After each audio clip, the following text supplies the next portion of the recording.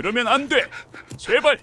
저는 오늘 제 인생에서 가장 후회스러운 순간을 고백하려 합니다.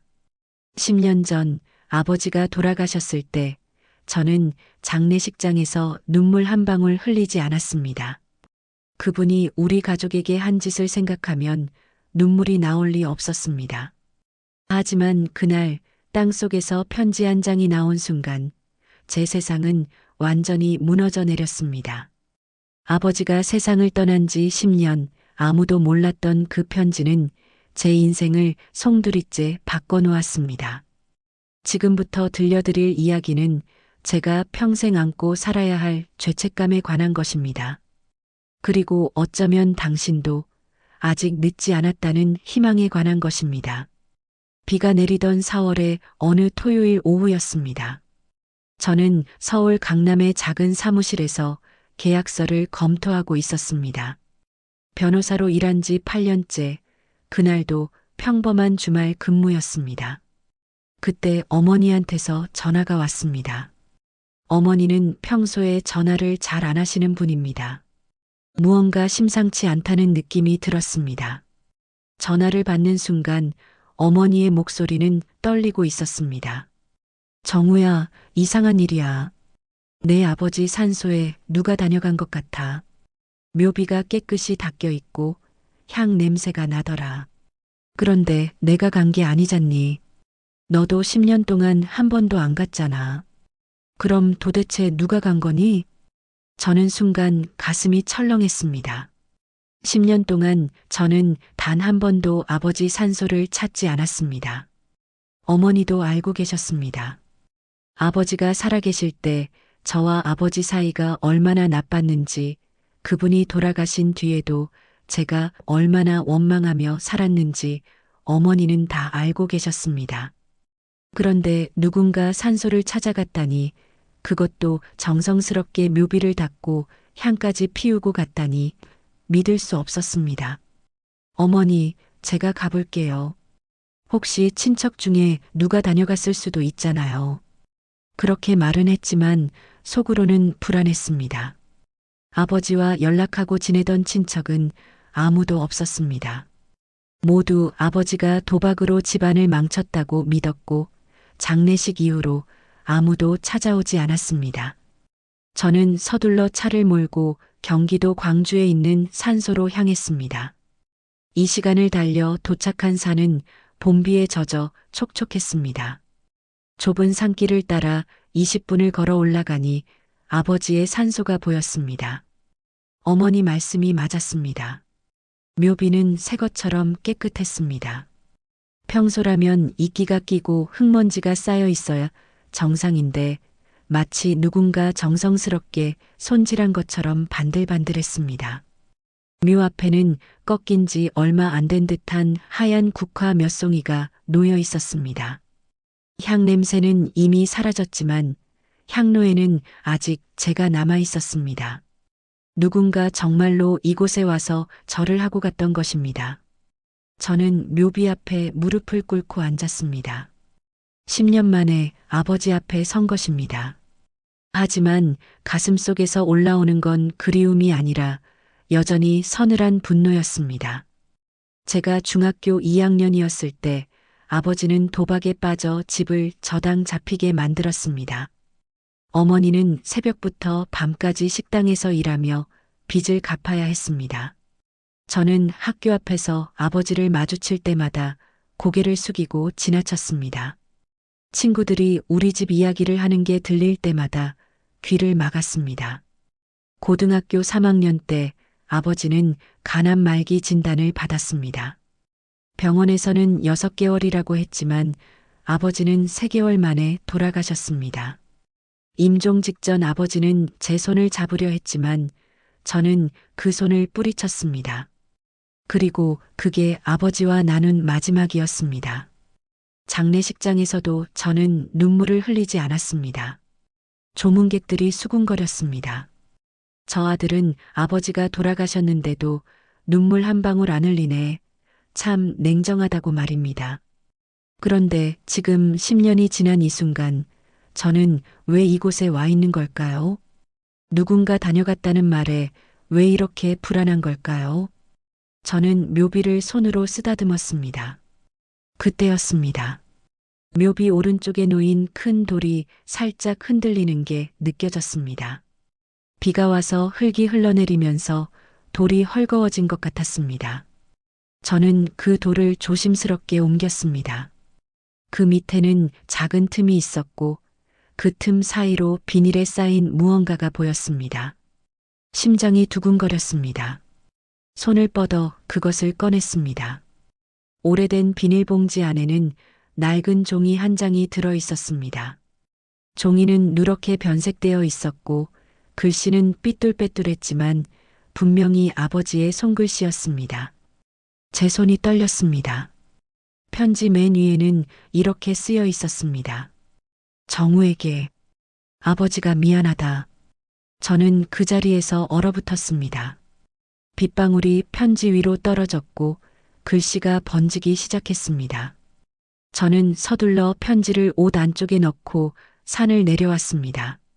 차 안에서 다시 편지를 펼쳤습니다. 그리고 첫 문장을 읽는 순간 제 눈에서 뜨거운 것이 흘러내렸습니다. 편지는 이렇게 시작되었습니다. 정우야, 아버지가 이 편지를 쓰는 건 내가 죽기 일주일 전이다. 병원에서는 내일 모레면 의식을 잃을 거라고 했다. 그래서 오늘 마지막 힘을 내서 이 글을 쓴다. 너한테 직접 말할 용기가 없어서 이렇게라도 남기려고 한다. 정우야, 너를 미워한 적 없단다. 아버지가 너를 떠나보낸 건 병 때문이었단다. 저는 눈을 의심했습니다. 무슨 말인지 이해할 수 없었습니다. 아버지가 저를 떠나보냈다니 도대체 무슨 뜻일까요? 저는 계속 편지를 읽었습니다. 너는 아버지가 도박으로 집을 망쳤다고 알고 있을 거다. 내 어머니도 친척들도 동네 사람들도 모두 그렇게 알고 있다. 하지만 정우야, 그건 거짓말이었어. 아버지는 단 한 번도 도박을 한 적이 없단다. 내가 그렇게 소문을 낸 거야. 일부러 그렇게 만든 거란다. 손에 쥔 편지가 흔들렸습니다. 무슨 말인지 도무지 이해되지 않았습니다. 아버지가 도박을 안 했다니, 그럼 왜 집이 저당 잡혔던 걸까요? 왜 어머니는 그렇게 고생하셨던 걸까요? 저는 숨을 고르고 다음 문장을 읽었습니다. 정우야, 아버지는 내가 중학교 1학년 때 간암 진단을 받았어. 그때 이미 말기였단다. 의사는 2년이라고 했어. 치료를 받으면 3년까지 버틸 수 있다고 했지. 하지만 치료비가 문제였어. 수술비와 항암 치료비로 최소 5천만 원이 필요했어. 우리 집에는 그런 돈이 없었어. 그래서 아버지는 결정했어. 집을 담보로 대출을 받기로. 저는 숨이 막혔습니다. 아버지가 간암을 그때부터 앓고 계셨다니, 그럼 고등학교 3학년 때 돌아가신 건 이미 예정된 일이었던 걸까요? 편지는 계속되었습니다. 하지만 정우야, 아버지는 그 돈을 치료비로 쓰지 않았어. 내 학비 통장에 넣었단다. 너는 공부를 잘했어. 선생님들도 너는 좋은 대학에 갈 아이라고 했어. 아버지는 내가 꿈을 포기하는 걸 볼 수 없었어. 그래서 치료를 포기하고 그 돈을 너한테 남기기로 했어. 하지만 내가 알면 학교를 그만두고 아르바이트를 할 게 뻔했어. 그래서 아버지는 거짓말을 만들었어. 내가 도박으로 돈을 날렸다고, 나는 쓸모없는 아버지라고. 눈물이 멈추지 않았습니다. 차 안은 온통 흐릿했습니다. 저는 편지를 가슴에 안고 한참을 울었습니다. 지나가는 사람들이 차 안을 들여다봤지만 신경 쓸 여유가 없었습니다. 10년 동안 제가 믿었던 모든 것이 무너지는 순간이었습니다. 정우야, 아버지가 술을 마시고 소리 지르고 어머니한테 화를 낸 건 다 연기였어. 너희가 나를 미워하게 만들려고 일부러 그랬어. 내가 나를 원망하면 내가 죽었을 때 슬프지 않을 거라고 생각했어. 하지만 정우야, 그게 얼마나 어리석은 생각이었는지 이제야 알겠구나. 너는 아버지를 미워하면서도 상처받았을 거야. 그 상처를 안고 살았을 거야. 아버지가 정말 미안하다. 저는 핸들에 머리를 기댔습니다. 아버지가 술에 취해 비틀거리던 모습이 떠올랐습니다. 어머니한테 소리 지르던 목소리가 들렸습니다. 그런데 그게 전부 거짓이었다니, 저를 위한 거짓말이었다니 믿을 수가 없었습니다. 편지 마지막 부분에는 이렇게 쓰여 있었습니다. 정우야, 아버지는 곧 떠날 거야. 하지만 이 편지는 언젠가 내가 찾을 거라고 믿어. 묘비 옆 돌 밑에 넣어뒀어. 내가 성묘를 오면 언젠가는 발견할 거라고 생각했어. 설령 내가 평생 안 와도 괜찮아. 그냥 아버지 마음을 어딘가에 남기고 싶었어. 정우야, 아버지는 너를 사랑했어. 태어나서 지금까지, 그리고 죽어서도 영원히 사랑할 거야. 내가 행복하게 살아주면 그것만으로 충분해. 미안하고 고맙고 사랑한다. 마이너스 아버지가. 저는 한참을 그 자리에 앉아 있었습니다. 해가 지고 어둠이 내렸지만 움직일 수 없었습니다. 10년 동안 제가 아버지한테 했던 모든 것들이 주마등처럼 지나갔습니다. 차갑게 외면했던 순간들, 손을 뿌리쳤던 그 마지막 날, 장례식장에서 눈물 한 방울 흘리지 않았던 제 모습이 보였습니다. 저는 편지를 들고 어머니 댁으로 향했습니다. 어머니는 작은 아파트에서 혼자 사셨습니다. 아버지가 돌아가신 후 어머니는 식당 일을 그만두시고 경로당에서 시간을 보내셨습니다. 제가 번 돈으로 생활비를 드렸지만 어머니는 늘 미안해 하셨습니다. 아버지 때문에 고생시켰다고 제가 효자라고 말씀하셨습니다. 현관문을 열고 들어서자 어머니가 놀라 일어나셨습니다. 정우야, 무슨 일이야? 얼굴이 왜 그래? 저는 대답 대신 편지를 내밀었습니다. 어머니는 안경을 쓰고 편지를 읽기 시작하셨습니다. 읽어내려가는 어머니의 얼굴이 점점 굳어졌습니다. 손이 떨리기 시작했습니다. 편지를 다 읽고 나서 어머니는 그대로 주저앉으셨습니다. 어머니, 이게 정말이에요? 아버지가 정말 도박을 안 하신 거예요? 어머니는 한참을 말없이 바닥만 보셨습니다. 그러다 천천히 고개를 끄덕이셨습니다. 그래, 정우야. 어머니도 알고 있었어. 순간 제 머릿속이 하얘졌습니다. 어머니도 알고 계셨다고요? 그럼 왜 제게 말씀 안 하셨어요? 어머니는 눈물을 닦으며 말씀하셨습니다.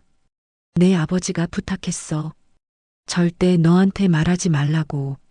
너는 착한 아이라서 진실을 알면 학교를 그만두고 아르바이트를 할 거라고.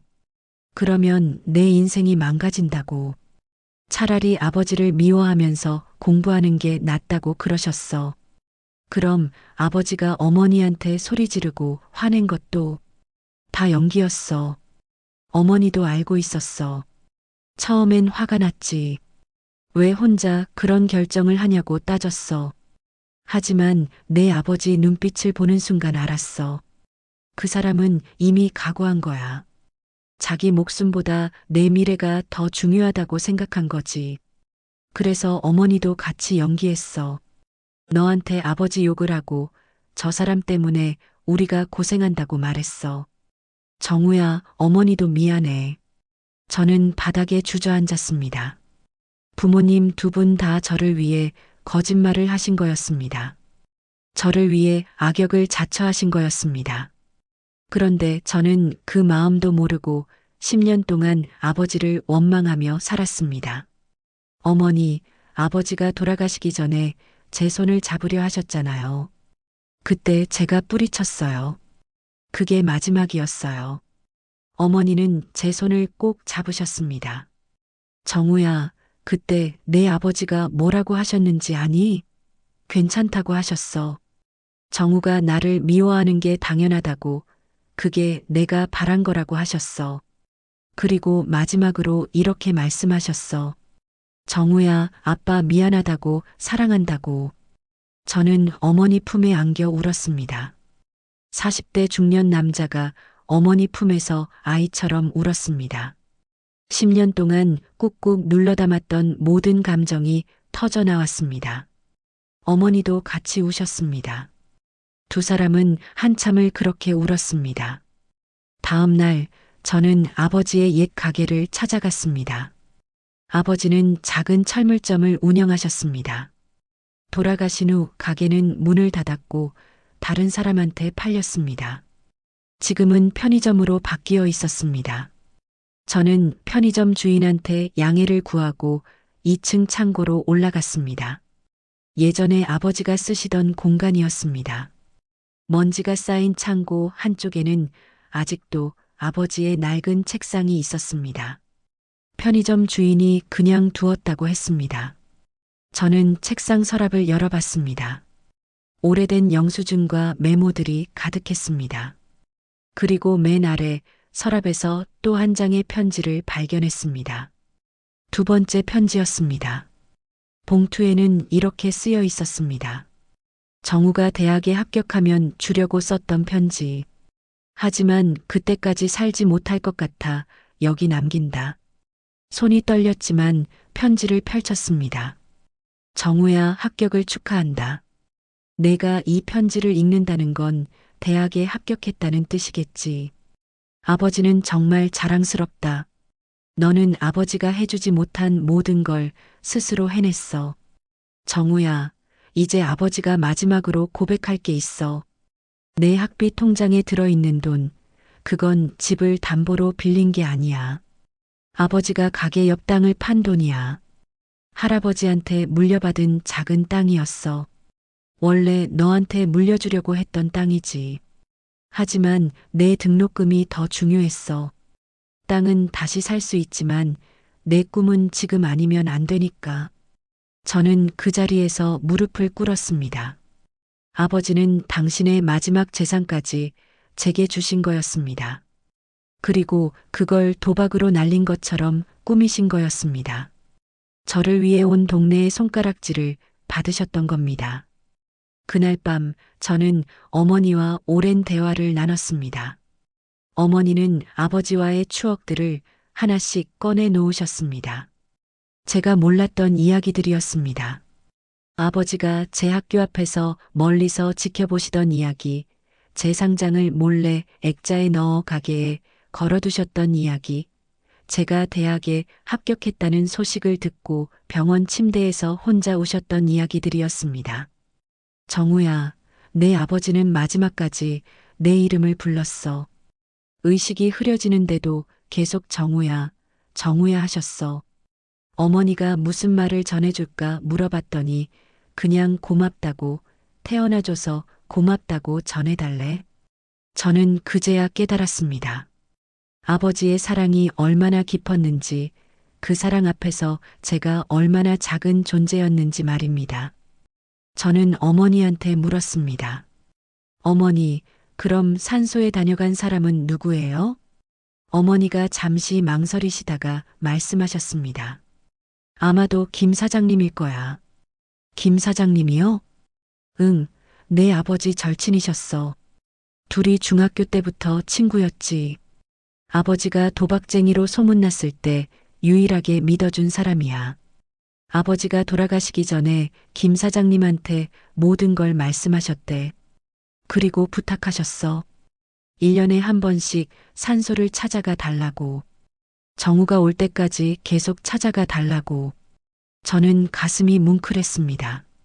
아버지는 언젠가 제가 산소를 찾을 거라고 믿으셨던 겁니다.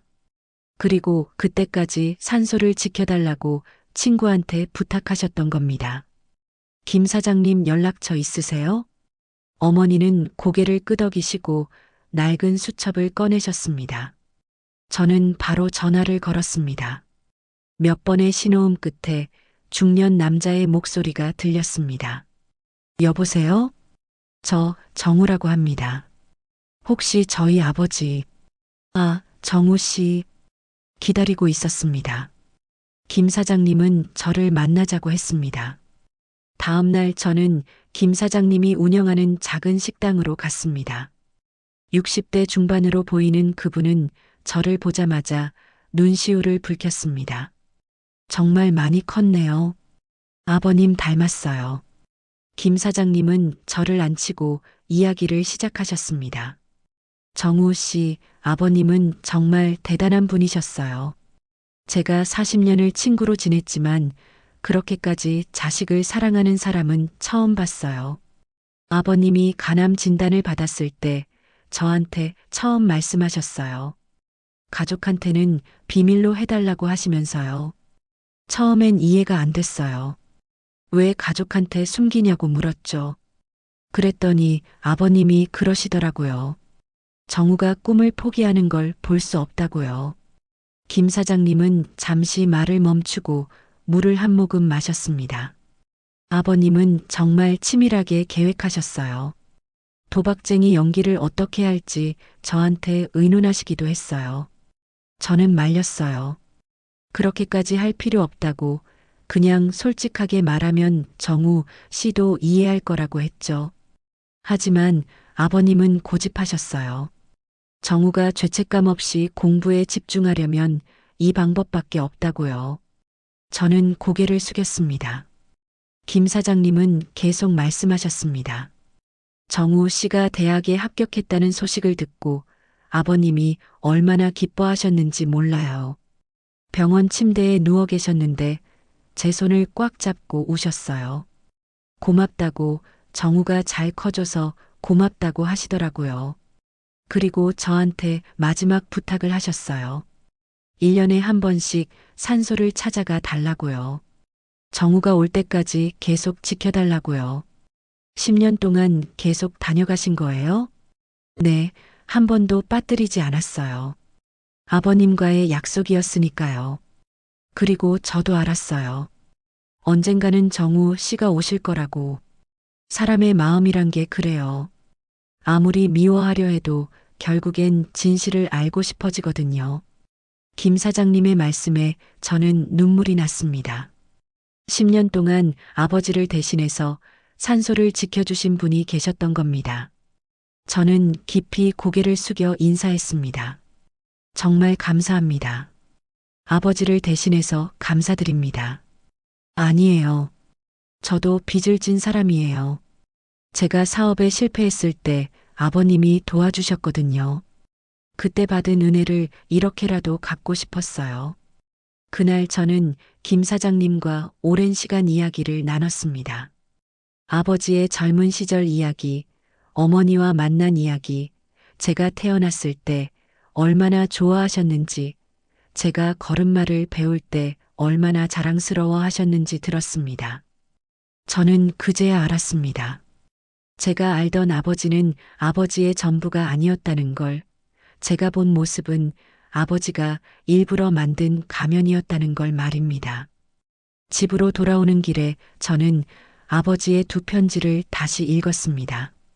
읽을 때마다 새로운 의미가 느껴졌습니다. 아버지의 글씨 하나하나에 담긴 사랑이 느껴졌습니다. 그날 밤 저는 결심했습니다. 아버지의 진실을 제대로 기억하기로, 그리고 이제부터라도 제대로 된 아들이 되기로 말입니다. 일주일 후 저는 다시 산소를 찾았습니다. 이번에는 혼자가 아니었습니다. 어머니와 김 사장님, 그리고 제 아내와 7살 된 딸 지우도 함께였습니다. 지우는 할아버지를 본 적이 없었습니다. 저는 지우한테 할아버지 이야기를 제대로 해준 적도 없었습니다. 그저 돌아가셨다는 말만 했을 뿐이었습니다. 산소 앞에 도착해서 저는 지우를 무릎 위에 앉혔습니다. 그리고 천천히 이야기를 시작했습니다. 지우야, 할아버지는 정말 대단한 분이셨어. 아빠가 지우만 했을 때 할아버지는 아빠를 정말 많이 사랑하셨단다. 아빠는 그걸 몰랐어. 아주 오랫동안 몰랐지. 그런데 이제 알았어. 할아버지가 얼마나 아빠를 사랑하셨는지 말이야. 지우가 물었습니다. 아빠, 할아버지는 지금 어디 계세요? 할아버지는 하늘에 계셔. 그리고 여기 이 땅 속에도 계시고. 그런데 지우야, 할아버지는 사실 우리 마음 속에도 계신단다. 우리가 할아버지를 기억하는 한 할아버지는 계속 우리와 함께 계시는 거야. 저는 가져온 작은 나무를 꺼냈습니다. 벚나무 묘목이었습니다. 아버지가 좋아하시던 나무였습니다. 봄이 오면 하얗게 꽃이 피는 나무였습니다. 김 사장님이 삽을 들고 묘 옆에 구덩이를 파셨습니다. 저는 그 구덩이에 나무를 심었습니다. 지우도 작은 손으로 흙을 덮어주었습니다. 나무를 다 심고 나서 저는 2장의 편지를 꺼냈습니다. 그리고 작은 방수 케이스에 넣어 나무 밑에 묻었습니다. 어머니가 물으셨습니다. 정우야, 편지를 왜 묻는 거니? 아버지가 편지로 진실을 전해주셨잖아요. 저도 편지로 답장을 드리고 싶어요.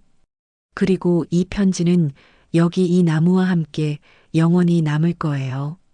아버지의 사랑을 증명하는 편지로요. 저는 아버지 편지 옆에 제가 쓴 편지를 함께 넣었습니다. 밤새 써내려간 편지였습니다. 아버지한테 전하고 싶었던 모든 말을 담았습니다. 미안하다는 말, 사랑한다는 말, 이제는 이해한다는 말, 자랑스럽다는 말을 적었습니다. 그리고 마지막 문장은 이렇게 썼습니다. 아버지, 이제 진실은 제가 지킬게요. 아버지의 사랑을 세상에 전할게요. 그리고 저도 지우한테 아버지처럼 사랑을 주는 아빠가 될게요. 감사합니다, 아버지. 사랑합니다. 모두가 묘 앞에서 절을 올렸습니다. 지우도 작은 손을 모아 절을 했습니다. 그때 이상한 일이 일어났습니다.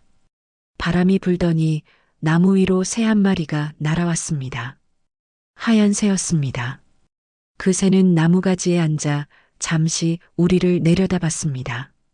그러다 다시 날아올랐습니다. 지우가 소리쳤습니다.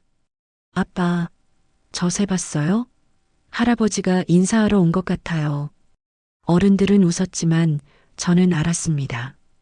그건 그냥 우연이 아니라는 걸 말입니다. 어쩌면 정말로 아버지가 보내신 메시지였을지도 모른다는 생각이 들었습니다. 저는 하늘을 올려다봤습니다. 구름 사이로 햇빛이 쏟아지고 있었습니다.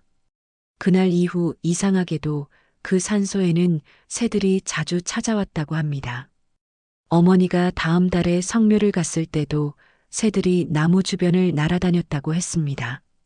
김 사장님도 같은 이야기를 하셨습니다. 사람들은 그걸 우연이라고 말했지만 저는 믿습니다. 그건 아버지가 보내시는 신호라고, 이제 편안히 쉬고 계신다는 메시지라고 말입니다. 계절이 바뀌었습니다. 여름이 지나고 가을이 왔습니다. 저는 매달 한 번씩 산소를 찾아갔습니다. 지우도 함께 데려갔습니다.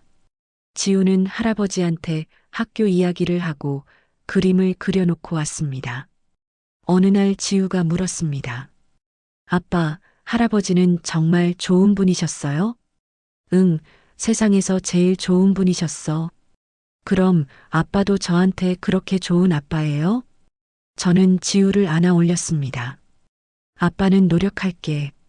할아버지처럼 지우를 사랑하는 아빠가 되도록 열심히 노력할게. 지우가 제 뺨에 뽀뽀를 했습니다. 그 순간 저는 느꼈습니다. 아버지가 느끼셨을 그 마음을 말입니다.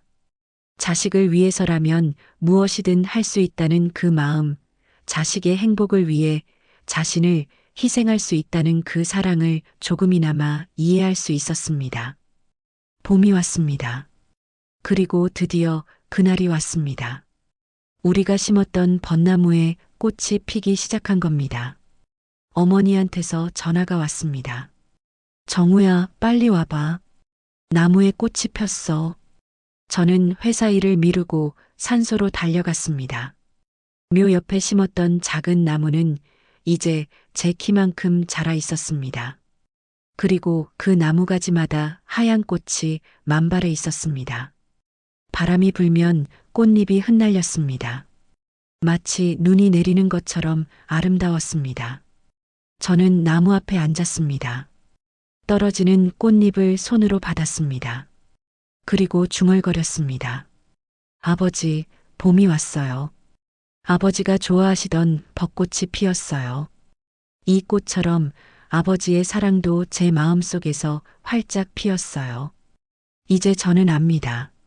아버지가 얼마나 저를 사랑하셨는지 말이에요. 바람이 세게 불었습니다. 꽃잎들이 하늘로 날아올랐습니다. 저는 그 꽃잎들을 바라보며 생각했습니다. 아버지도 저렇게 자유롭게 날고 계실까? 이제는 모든 짐을 내려놓고 편안히 쉬고 계실까 하고 말입니다. 그날 이후 제 삶은 완전히 바뀌었습니다. 변호사 일을 하면서도 가족과 보내는 시간을 늘렸습니다. 주말이면 지우와 공원에 가고 어머니를 자주 찾아뵀습니다. 아내한테도 더 다정해지려 노력했습니다. 제가 받은 사랑을 주변 사람들한테 나눠주고 싶었습니다. 직장에서도 변화가 있었습니다. 예전에는 승진과 성공만 생각했습니다. 하지만 이제는 다른 가치를 보게 됐습니다. 어려운 처지에 있는 의뢰인들을 도와주는 일에 더 집중했습니다. 특히 가족 문제로 고민하는 분들을 많이 도와드렸습니다. 제 경험이 누군가한테 도움이 될 수 있다는 걸 알았기 때문입니다. 어느 날 젊은 남자분이 상담을 요청했습니다. 30대 초반으로 보였습니다. 그분은 아버지와 사이가 좋지 않다고 했습니다. 아버지가 사업에 실패해서 빚을 졌고 가족이 뿔뿔이 흩어졌다고 했습니다. 이제 아버지가 돌아가시기 전에 화해하고 싶은데 어떻게 해야 할지 모르겠다고 했습니다. 저는 그분한테 제 이야기를 들려줬습니다. 아버지를 10년 동안 오해했던 이야기, 너무 늦게 진실을 알게 된 이야기를 말입니다. 그분은 눈물을 흘리며 들었습니다. 그럼 저는 어떻게 해야 하죠? 지금 당장 아버지한테 가세요. 늦기 전에 가세요. 오해든 원망이든 다 풀어내세요. 그리고 사랑한다고 말씀드리세요. 제가 하지 못했던 것을 당신은 할 수 있어요. 그분은 상담실을 나가며 깊이 고개를 숙였습니다. 한 달 후 그분한테서 문자가 왔습니다. 아버지와 화해했다고, 이제 함께 살기로 했다고 했습니다. 덕분에 인생이 바뀌었다고 감사 인사를 전했습니다. 저는 그 문자를 읽으며 뿌듯함을 느꼈습니다. 제 경험이 누군가의 인생을 바꿨다는 사실이 감사했습니다. 시간이 흘러 1년이 지났습니다. 벚나무는 더 크게 자랐고 꽃도 더 많이 피웠습니다. 저는 그해 봄 특별한 행사를 준비했습니다.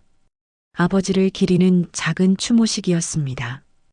가족들과 김 사장님, 그리고 아버지와 친하게 지내셨던 분들을 모셨습니다. 묘 앞에는 작은 상을 차렸습니다. 아버지가 좋아하시던 음식들을 준비했습니다. 된장찌개, 김치, 삼겹살, 그리고 소주 한 병이었습니다. 저는 소주잔에 술을 따르고 묘 앞에 올렸습니다. 아버지, 1년 전 오늘 저는 진실을 알았습니다. 그리고 이 1년 동안 많은 것이 바뀌었습니다. 저는 이제 더 나은 사람이 되려고 노력합니다. 더 나은 아들이 되려고, 더 나은 아빠가 되려고, 더 나은 남편이 되려고 노력합니다. 모두 아버지 덕분입니다. 모인 사람들이 차례로 아버지한테 인사를 올렸습니다. 김 사장님은 옛 추억을 이야기했습니다. 어머니는 아버지와 처음 만난 날을 회상했습니다. 지우는 할아버지한테 그린 그림을 바쳤습니다. 그림에는 하늘에서 웃고 있는 할아버지와 그 아래에서 손을 흔드는 가족들이 그려져 있었습니다. 행사가 끝나고 사람들이 돌아간 후 저는 혼자 묘 앞에 남았습니다. 해가 지고 있었습니다. 노을이 아름다웠습니다. 저는 벚나무 아래 앉아 아버지한테 말을 걸었습니다. 아버지, 제가 이제야 깨달았어요. 사랑이란 게 뭔지 말이에요. 사랑은 큰 선물이나 화려한 말이 아니라 묵묵히 희생하는 거더라고요. 자신을 낮추고 상대를 높이는 거더라고요.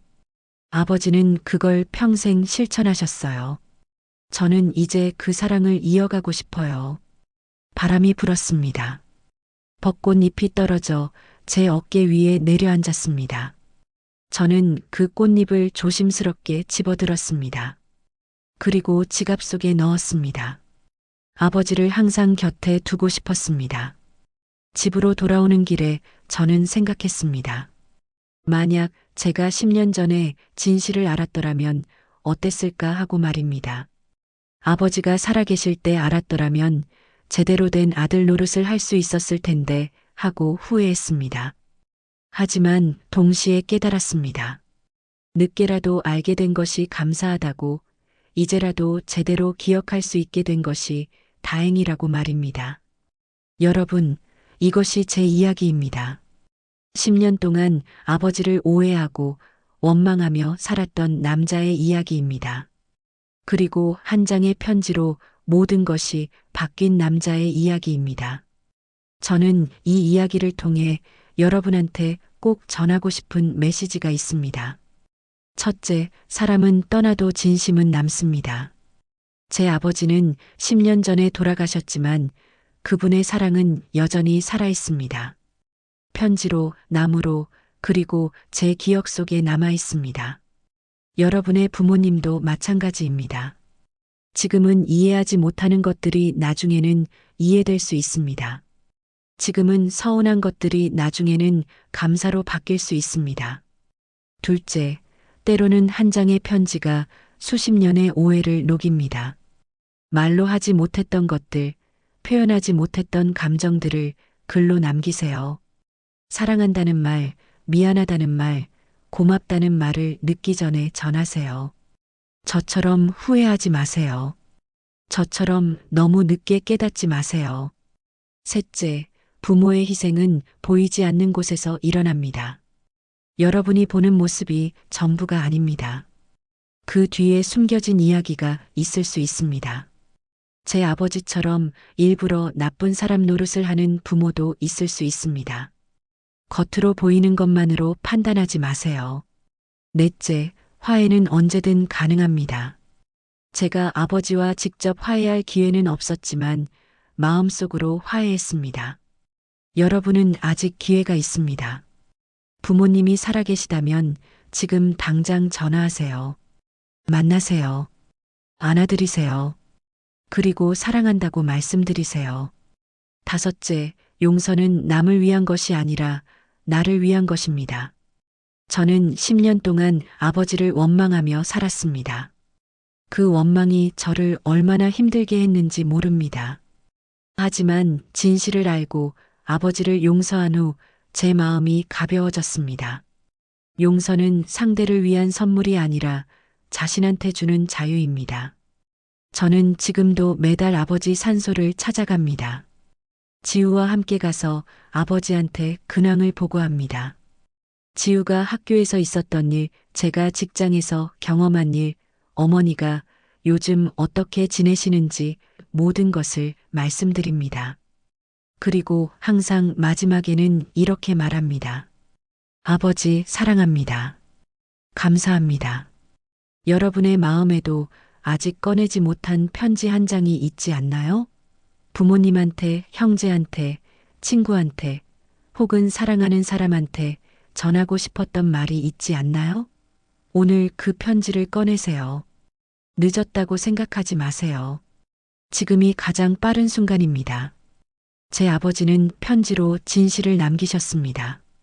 그 편지는 제 인생을 완전히 바꿔놓았습니다. 여러분의 편지도 누군가의 인생을 바꿀 수 있습니다. 여러분의 진심이 누군가한테 큰 위로가 될 수 있습니다. 그러니 주저하지 마세요. 오늘 당장 시작하세요. 마지막으로 저는 여러분한테 부탁드리고 싶습니다. 오늘 밤 부모님한테 전화하세요. 그리고 이렇게 말씀드리세요. 사랑합니다. 감사합니다. 단 2마디면 됩니다. 그 2마디가 평생의 후회를 막을 수 있습니다. 그 2마디가 관계를 회복시킬 수 있습니다. 저는 아버지한테 그 말을 직접 전하지 못했습니다. 하지만 여러분은 할 수 있습니다. 아직 기회가 있습니다. 그 기회를 놓치지 마세요. 제발 저처럼 후회하지 마세요. 벚꽃은 매년 핍니다. 봄이 오면 어김없이 돌아옵니다. 하지만 사람은 한 번 떠나면 돌아오지 않습니다.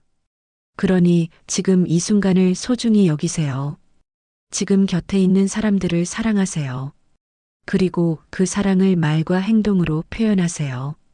제 이야기가 여러분 마음에 닿았다면, 그래서 한 사람이라도 부모님한테 전화를 걸게 됐다면, 한 가족이라도 화해를 하게 됐다면 저는 행복합니다.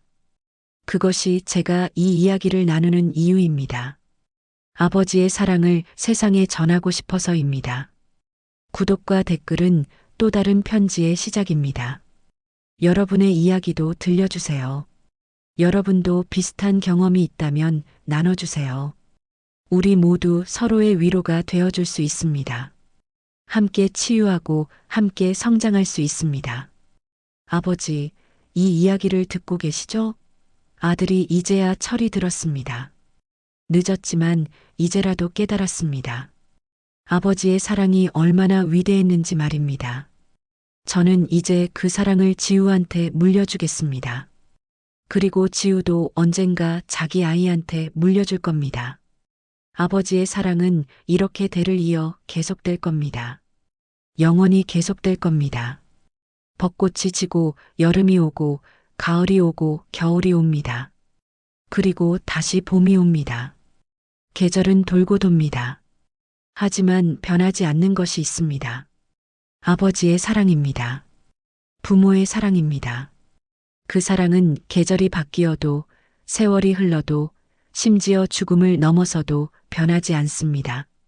여러분, 오늘 이 이야기를 들어주셔서 감사합니다. 제 아픔을, 제 후회를, 그리고 제 깨달음을 함께 나눠주셔서 감사합니다. 여러분 모두 사랑하는 사람들과 행복하시길 바랍니다. 그리고 후회 없는 삶을 사시길 바랍니다. 마지막으로 한 번 더 말씀드립니다. 사랑한다면 지금 말하세요. 감사하다면 지금 표현하세요. 미안하다면 지금 사과하세요. 내일은 늦을 수 있습니다. 오늘이 마지막 기회일 수 있습니다. 그러니 후회하지 마세요. 제발 저처럼 10년을 기다리지 마세요.